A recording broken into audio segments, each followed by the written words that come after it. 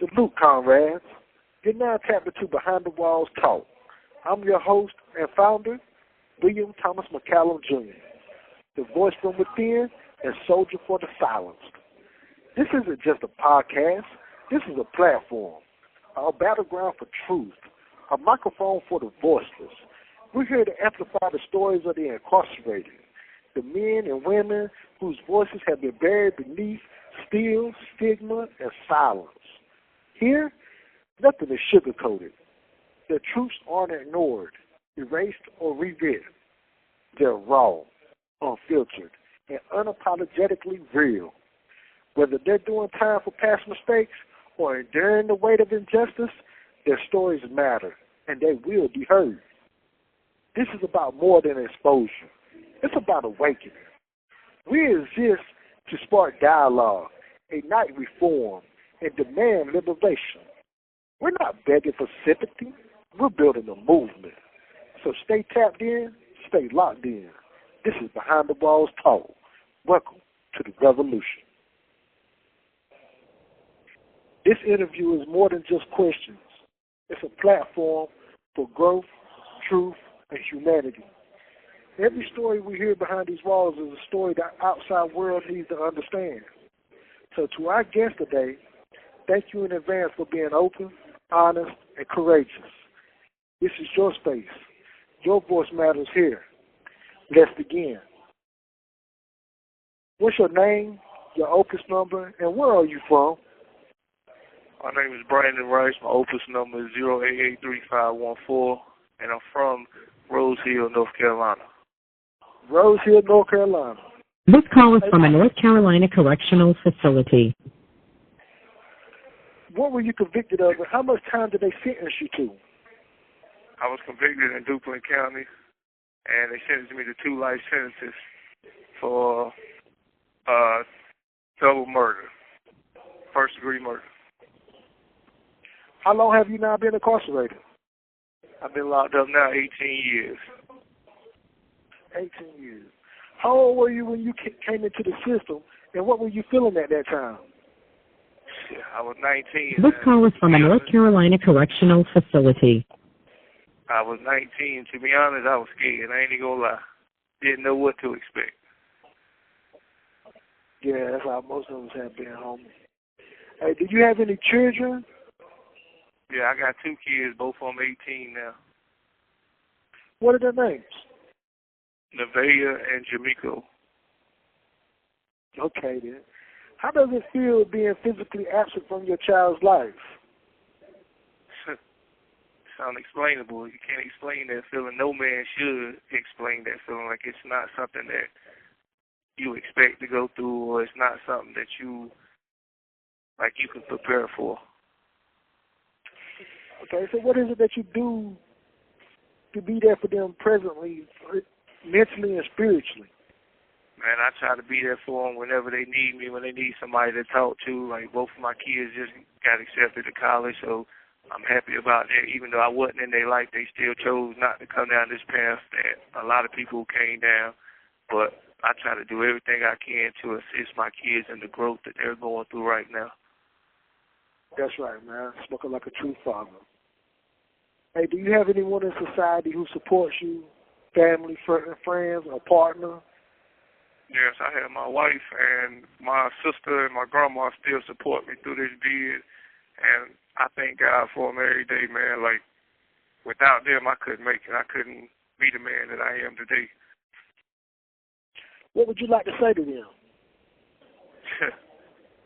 The only thing I can say to them is thank you for believing in me and keeping my head focused on the bigger goal, and that's one day getting released from this penitentiary. That's right. That's right. Hey, tell us about your childhood. Like, what experiences, traumas, or conditions that shaped your path? See, man, like, to be honest, like, you know, like everybody got their story. Like, everybody got they upbringing on, like, oh, I didn't have my father, and this what made me this, and this what made me that. But I had my grandma and my mother, and they did the best they could. Like, in life, they can do all they can do. It's still up to us to make the right decisions. And I chose to make the wrong decision. You feel me? Like, I can't say that I had a bad childhood because I stayed in the church or I stayed doing what I was supposed to do. But, you know, I came down a tough path in my life and took the wrong road, and I ended up here. So my childhood wasn't peaches and cream. Like, yeah, I got my butt whooped plenty of times, but at the end of the day, they shaped me to the man I am now and prepared me for this, because now I'm stronger than I feel like I ever was in my whole life. That's right, that's right. Hey, what did you want to be growing up? Like, what were your dreams before the system got involved? Man, like, I went to school before I got locked up, I did 2 years at UTI in Mooresville for mechanics. That's what I always wanted to be, a mechanic, like auto mechanic.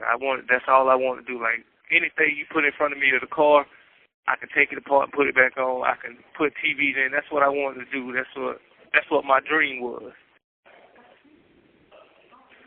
Yeah, that sounds just like my son Devon. That's exactly what he wanted to get into, is auto mechanics. That's all I wanted to be, bro. What do you think led you to this point in your life? What led me to it? Yeah. Ooh, that's a good question. I feel like what led me to this was thinking the grass was green on the other side, thinking the quick dollar was the best dollar and not having to work for it, or leading up to, as I say, a moment hustle, because it never lasts. What I was doing, what I did was, it was only for a moment, and I could have went out there and got a job or did what I was supposed to do and made it last longer than just that moment, and I'd have still been out there with my kids. That's right. Have you lost any loved ones while incarcerated? Yeah, I lost my mother in 2018 due to lupus. Yeah, I lost my mother. What did she mean to you?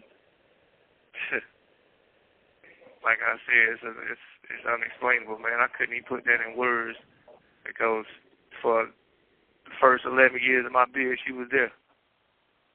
She was the only one in my corner at that time. You know, with being incarcerated, we have a lot that we have to deal with. So I would like to know, like, how do you deal with grief, loneliness, or trauma while being behind these walls? I mean, like you know, and everybody else knows that you've been down alone, you really try to push the grief. This call is from a North Carolina correctional facility. You really try to push the grief and the loneliness to the side, because you don't want to show that sign of weakness. You feel me? You don't want to show people that things get to you, because then people will know how to attack you. So at the end of the day, I deal with it accordingly. Like, if I feel some type of way, I write it down and put it in a book or put it in a journal or something like that, because at the end of the day, you still got to be a man in here. You got to stand on your own 10. If you ain't got brothers that's pushing you to be this something call is from a than, North Carolina correctional facility. That's pushing you to be something better than what you came in here as. Because if we not getting stronger while we in here, or we not pushing one another to be stronger while we next to each other, when we get back out there, we're going to be doing the same thing. We're going to be right back in here. So that's right. I feel like the grief and the trauma and all that, it makes you who you are in here, because it makes you stronger if you can set it to the side instead of breaking down and showing that weakness. That's right. That's right. That's why one thing I live by the quote of George Jackson. They'll never count me amongst the broken ones. Yeah. I heard that before. That's right. So what has your prison experience been like, physically, mentally, and emotionally? Mentally, I feel like it's a building block, because every day you're learning something new in here. Every day the rules changing, everything, COs changing, inmates changing, everything changed like the weather around here. So mentally, I feel like it's a building block. I feel like either I'm getting stronger or something's tearing me down. So I choose to get stronger than letting it tear me down. Physically, I mean, I feel like I'm in the best shape I can be in. You feel me? Like, I play ball every day, so it's like I feel like I'm in the best shape I can be in. But that's right. Emotionally, it's just like every other man in here, bro. I want to go home. I want to be the next one out that door. And what does an average day inside look like for you? Repetitive. Like, sometimes you wake up in the morning, you feel like you're doing the same thing over and over and over and over, but you want to change. Mm-hmm. So it's you wanting to change who you are, so you'll stop this trend or you'll stop doing this every morning, but you'll see that everybody is a mold of their self because they're doing the same thing every day. And it gets repetitive over and over and over. Sometimes it gets tiring, but you can only change yourself. Like if you sleep to 6:30 today, wake up at 7 o'clock tomorrow. You don't change that trend. You feel it's just that easy, but people don't understand that. It's just repetitive to me, man. Everything. So, what's something people on the outside will never understand about prison life? People on the outside they'll never understand about prison life.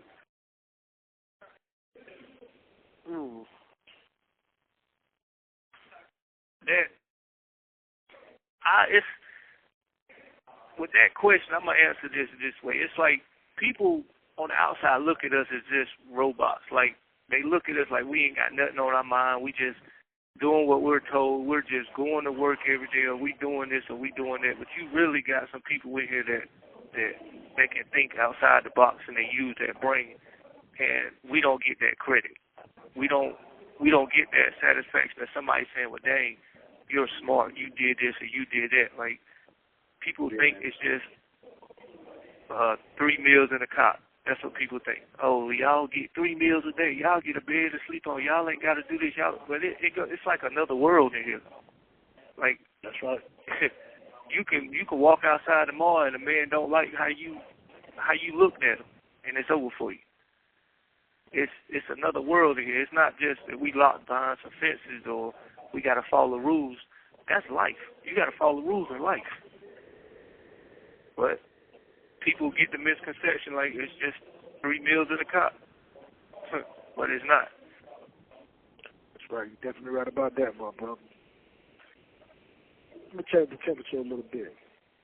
Have you witnessed or experienced injustice, abuse, or unprofessional behavior from staff or administration? And I've witnessed, 18 years, you witness a lot of that. You know what I'm saying? Like, this is on record, so it's not like I'm telling something that nobody know. This is something on record that at Burgall, they just whooped the inmate and 6 COs just got fired because the inmate pressed charges on them. You know what I'm saying? So yeah, it goes on every day. It just some people willing to step up to the plate and take initiative to do something about it. You know what I'm saying? Like people fear what they don't know. And if you don't know that this stuff is illegal in here or they can't be doing this, then you won't know what to do afterwards. So it goes on every day. Some people just don't know what they're looking at. So what rights do you think incarcerated people should be fighting for right now? For what rights? Man, like, I don't even know where to start. Like, you got people here cleaning toilets for $2.40 a week. But you got to deal with, You have 60 seconds remaining. You want me to call back or how you Hold on. This? Excuse me, my brother. Hey, hang on, call right back, and Behind the Walls Talk will continue.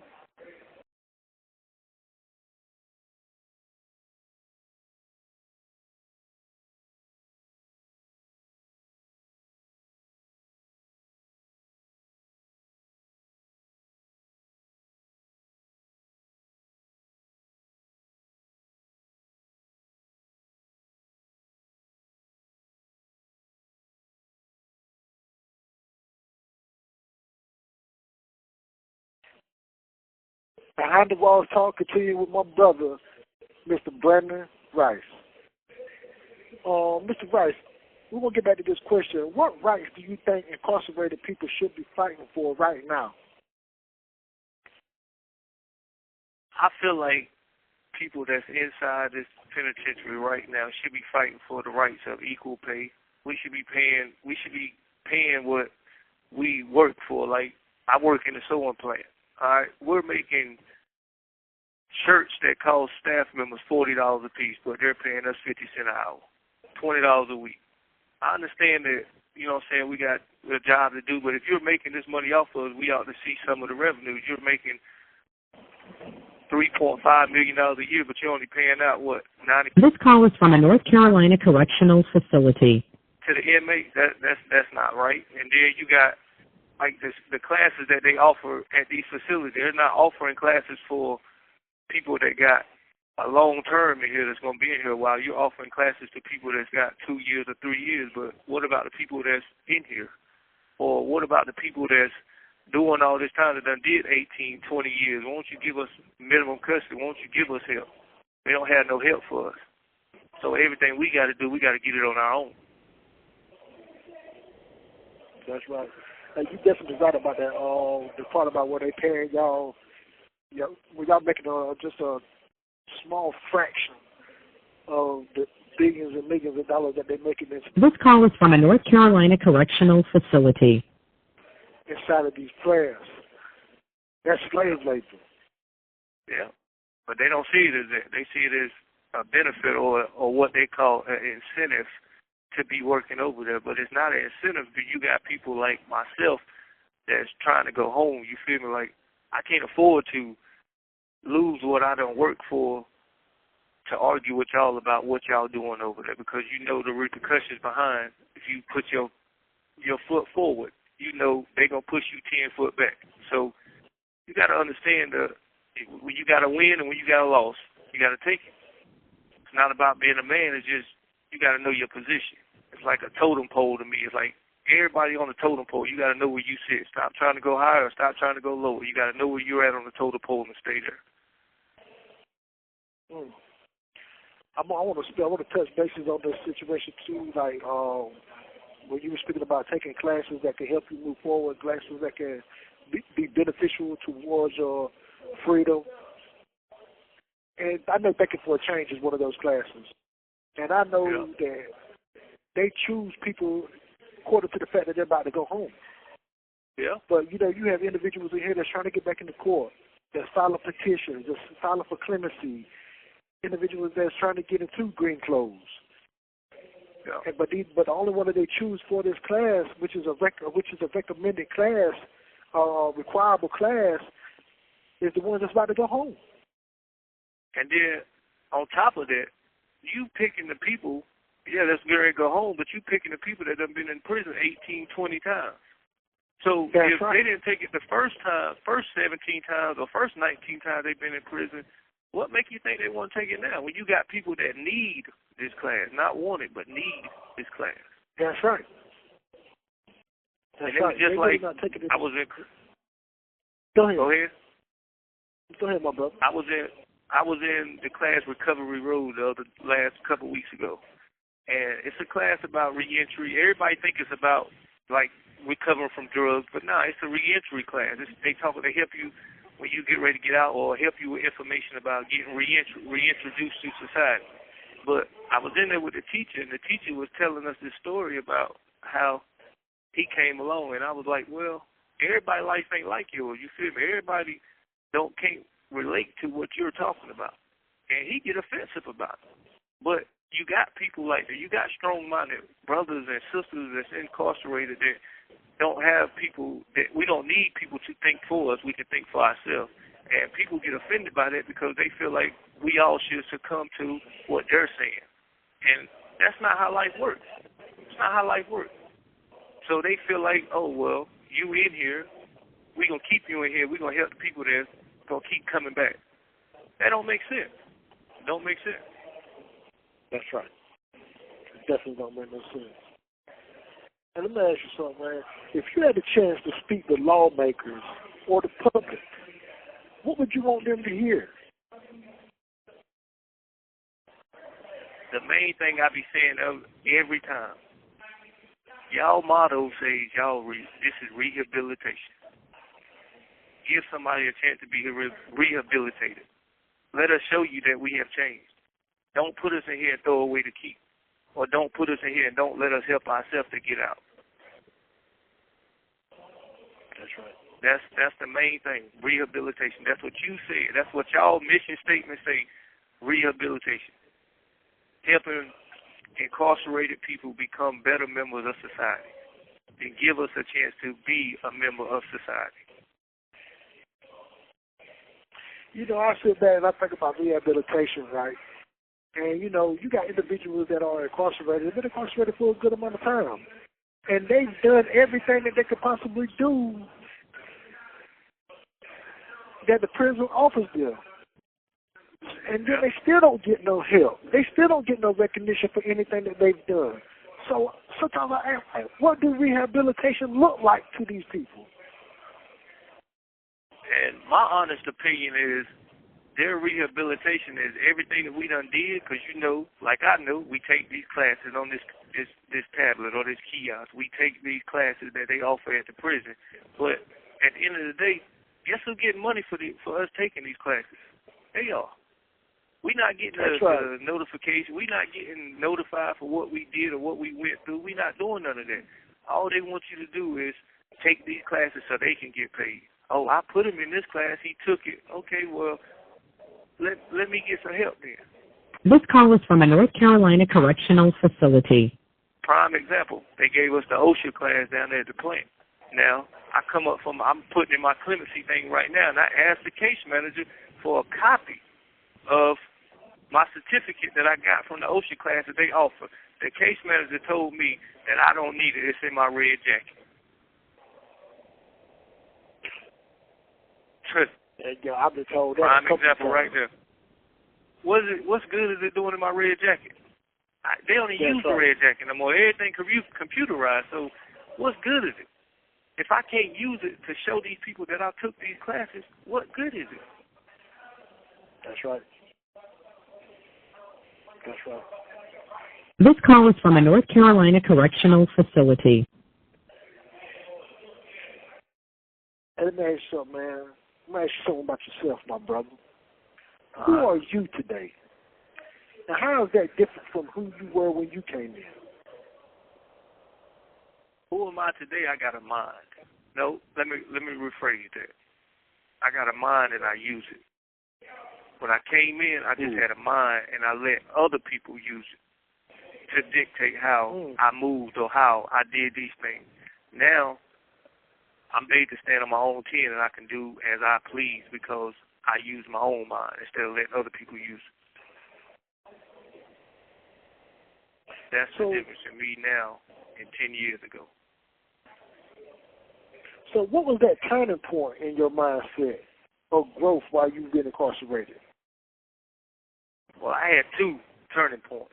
One was when I went to MaxCon for something that, you know, got involved with, something that I wasn't supposed to get involved with.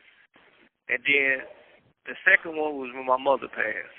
When my mother passed, I realized that life ain't promised to me tomorrow. It ain't. Even in this penitentiary, which people don't understand, like, it's not promised to you tomorrow. That's right. You can get in a fight, bust your head, you can die. Anything can happen to you in this penitentiary. So I had to change the way I think, change the way I move, and become a better person that even society can look in on and be like, yo, he's doing things or he's moving. That's right. So what have you done to grow, reflect, or change? Well, 2016, I started writing books. I got a signing bonus. I got a signing contract from this lady named Ebony from Diamante Publications. The lady gave me a 3-book contract. I signed it, wrote 3 books. She passed away, God rest her soul, in 2020 of lupus, and she caught COVID whenever that was going down. Here now, I got 6 books published. I just started a company called TAG, where it's giving back to the youth of our society that they're keeping them from or preventing them from coming to prison. So I say my change is now more of showing and giving back to society that I felt like I took something from. Yeah, I love that, my brother. That leads me to my next question, too, as well. So what would you say to young people who are being misled or turning to crime because of trauma, poverty, or pressure? That it only takes 1 second to stop. That 1 second you can stop, turn around, and go back home, or you can stop and go forward with the mistake you're going to make for the rest of your life. Because it only takes 1 second to stop. Period. People get the misconception that prison is where it's at. When you in the county, when you going through your thing, every time you hear somebody say something, it's like, boy, I can't wait till I get to the yard. I can't wait till I get to the yard. The yard is not where it's at. It's not. I see on the news every day these 17-year-olds, these 16-year-olds out here killing people or shooting people or doing this, and then they get in the courtroom when the judge gives them 30 years, they're crying. They're asking for their mother. You don't have that in here. You're not going to have mama. You're not going to have daddy. You're not going to have it. You're not going to have it. It only takes 1 second to turn around and stop. It only takes 1 second to be a man and be like, yo, I'm not going. I'm not getting in that car. I'm not driving. I'm not shooting. I'm not dealing drugs. I'm not doing none of that. It's 1 second. That's all it takes to think. That's it. 1 second. If you could talk to your younger self, what would you say to him? Sure. To tell you the truth, I probably wouldn't say nothing. I whoop my ass until I couldn't sit still, man. I'm just being honest, man. Like, thinking back now, like all season, like, for real, bro, like, I probably beat myself up every time I thought about doing something stupid. Because this is not where it's at, bro. Look at the popularity. Look at the population in penitentiaries today in North Carolina. Just look at the population. This is no lie. Like, it's 1,600. Don't quote me on the number. It's 1,600 something life sentences in North Carolina. 1,000 of them and 5 is black. It's overbearing, bro. Like, this gotta stop. This trend gotta stop. It gotta stop somewhere. And why not with the... You have 60 seconds remaining. Why not with the next generation coming up? That's right. Hey, if you will, my brother, will you hang up and call right back? Behind the Walls Talk will continue. Behind the Walls Talk with my brother. It continues with my brother, Mr. Brandon Rice. Hey, Mr. Rice, let me ask you, man. What does a second chance of society mean to you right now? That's another one of those questions. It's unexplainable, man. Like, I can't put into words what a second chance would be to me, man. Like, I can show the world that I'm not that 19-year-old kid that came in here. I can really show them what the true definition of rehabilitated means, because I ain't coming back. And that ain't no... This call is from a North Carolina correctional facility. It ain't one of those stories of where you hear somebody say, I'm going to hold court in the street, because I'm not going to be in the street. I'm going to be in somebody's office. I'm going to be promoting what I'm promoting, pushing what I'm pushing, believing what I believe in. It ain't going to be in no courtroom unless we fighting for a petition that we just filed. It's not going to be for no felony or no charge ever again. I know that's right, my brother. Hey, I salute you on that answer right there, bro. Hey, if you were released tomorrow, what's the first thing you would do? Marry my wife. That'd be the first thing I do. And that ain't no sugarcoating or nothing. That'd be the first thing. This call is from a North Carolina correctional facility. That's a fact. She's your rock. But after that, I really want to get this movement going with the kids and show the world that, like, people can get out and be something. People can come out of this situation, this hellhole, and be more than what we came in here as. Because people think we just sit in here and don't do nothing, watch TV, play cards, play basketball, do this. But you do got some brothers in here that can think outside the box. You do got them. That's right. Hey, I want to go back to you speaking about marrying your wife as being the first thing that you would do when you get out of here. If I was to get out of here tomorrow, that's what I would want to give my wife. I would want to take my wife's hand in marriage too as well. You know, Frankie Falk, she's been by my side. She's been here for me. She's been loyal to me. I can't thank her enough for everything that she's ever done for me and everything that she continues to do for me. That's a fact, bro. Like, one thing you can't take for granted is somebody that's willing to stick by your side. It don't matter if it's 12 years, 20 years, 8 years. It don't matter what it is. Like, having somebody by your side that you can talk to or you can confide in is unexplainable, man. You can't put that in words. Yeah. It means a lot, especially in the predicament that we're in, right? Fact. It's a fact. Even with the penitentiary, it's like this prison now. You telling me that when we go to visit, you can't even kiss your wife. Come on, man. Like, make it make sense. You want us to have this relationship. You want us to build this, but you telling me I can't kiss my wife. Hey, I'm gonna tell you something, my brother. Hey, at least you get to see yours. I can't see mine physically. I can't do that. You know, I have hindrances. I have restrictions. And everything that's placed upon me, you know what I'm saying? So it's really hard upon us because we're not even able to get those visits. Hey, but yeah, that's another thing. Bro. That's another thing that we ain't spoke on. When you are SRG or on that level, you can't go get no help unless you getting ready to get out. That's the crazy thing. That's the crazy thing. Like, I've been trying to get this SRG off me for, I'm almost 8 years now, and every time I go try to get help, we working on something for y'all. We working. It's always a work in progress. It's always a work in progress. It's never, come on, I got you, sign this paper, get out for it. It's never that. You can't go to the program because, I ain't got under 5 years. Like, it's a lose-lose situation for people that got time. You're definitely right about that, my brother. Let me ask you this right here, man. What are your hopes, goals, or dreams for when you return home?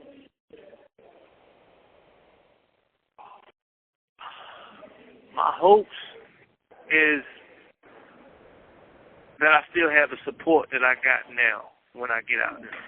I hope that my dreams and everything that I've put together and started from a seed in here, I can grow into a garden or I can grow into a field, because right now I have so many ideas and it just needs me out there to further along them. Like, I can't depend on my sister, my grandma, my old lady or whatever to do all these things when they got a life to live themselves. So I just hope that I have the same push from them that I got now to think about all these things, to do all these things when I get out. Yeah, I like that. What do you want people to remember about you? That I didn't give up. That I didn't come in here and lay down and just accept what they gave me or accept what they do to you. I want them to know that at the end of the day, I gave my all.